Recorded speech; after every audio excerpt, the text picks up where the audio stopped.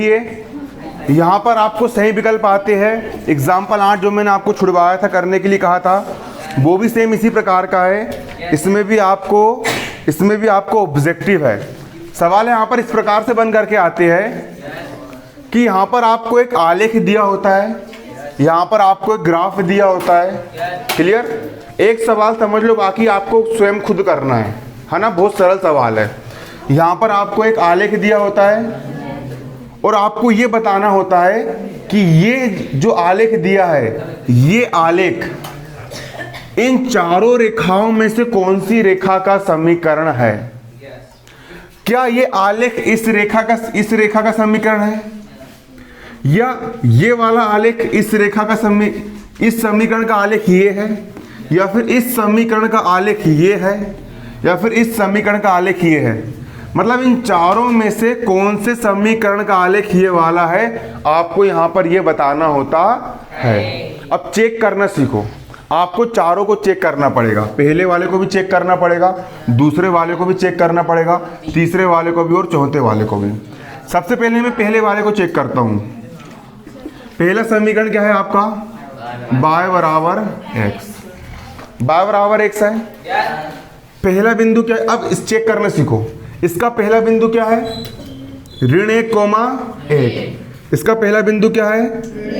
ऋण 1, 1। यही आपका पहला बिंदु है। शुरू वाला मान किसका होता है? x का। बाद वाला मान किसका होता है? y का। मतलब यहाँ पर x का मान कितना है? x का मान यहाँ पर कितना है? ऋण 1। और कोमा y का मान कितना है? धन का 1। y का मान कितना है? धन का 1। यही है यहाँ पर। शुरू वाला मान होता है x का, तो x का मान हो गया ऋण 1। बाद वाला मान होता है y का, y का मान हो गया धन का 1। अब ये दोनों मानों को आप यहाँ रख दो। यहाँ पर y लिखा है, y का मान कितना है? 1। तो y का मान यहाँ पर रख दिया मैंने 1 बराबर x का मान कितना है? x का मान है ऋण 1। तो x का मान कितना रख देंगे? ऋण का 1। यहाँ पर लेफ्ट हैंड इस तरफ वाले पद में इसको लेफ्ट हैंड बोलते हैं, है ना, क्योंकि हमारा लेफ्ट हैंड होता है इस तरफ का साइड। बराबर किस तरफ का साइड? लेफ्ट हैंड साइड कहलाता है, और बराबर को उस तरफ का साइड राइट हैंड साइड कहलाता है। दोनों बराबर है क्या? लेफ्ट हैंड और राइट हैंड दोनों बराबर है क्या? नहीं है ना। मतलब कि ये इस रेखा का समीकरण ये वाला नहीं है, तो ये ऑब्जेक्टिव हमारा कैंसिल हो गया। ये है क्या? नहीं। अब दूसरा वाला उठा के देखिए, दूसरा चेक करेंगे। दूसरा क्या है हमारा? x धन y बराबर 0। x धन y बराबर कितना है? 0। अब पहला बिंदु है हमारा ऋण 1, 1। शुरू वाला मान x का होता है, तो x का मान हो गया ऋण 1, और बाद वाला मान होता है y का।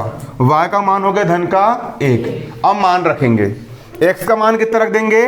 ऋण 1। तो यहाँ पर x का मान रख दी हमने कितना? ऋण 1। धन का धन, और y का मान कितना है हमारा? 1। यहाँ पे कितना रख दिए? 1 बराबर 0। धन का 1 और ऋण का 1, एक संख्या धन की एक संख्या ऋण की क्या होती है? कट जाती है। तो 0 बराबर क्या आ गया? 0। इस रेखा पर लेफ्ट हैंड साइड और राइट हैंड साइड दोनों बराबर आ गए। इस बिंदु को हमने यहाँ पर रखा तो बराबर तो आ गए, लेकिन यहाँ पर 2 बिंदु और है। इन बिंदु से भी चेक करना पड़ेगा। दूसरा बिंदु क्या है हमारा? दूसरा बिंदु है हमारा 0, 0।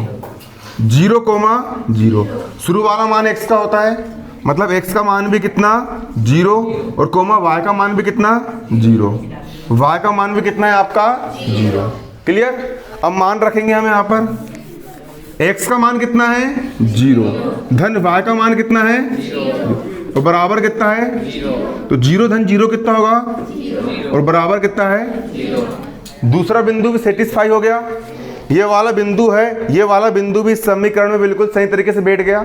लेफ्ट हैंड राइट हैंड बराबर आ गए। अब तीसरे बिंदु से भी हम चेक करेंगे। तीसरा बिंदु क्या है हमारा? 1, ऋण 1। 1, ऋण का 1।